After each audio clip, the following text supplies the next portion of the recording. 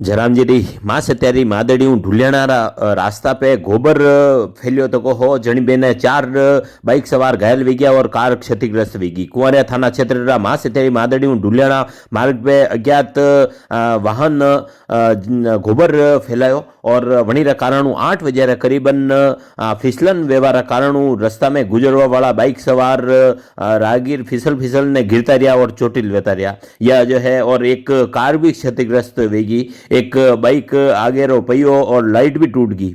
घटना बाद मौका पे अफरा तफरी मच गई। राहगीर शंभूलाल शर्मा बतायो कि कार मादड़ी सिमाल की तरफ जई रहा जते की सड़क पे गोबर फैलियो। अचानक 4 बाइक सवार वणी री आंखा हामी फिसल ने गिर गया और हादसा की सूचना पे कुंवरिया थाना अधिकारी सीआई रामचंद्र जी कुमावत ने दी दी।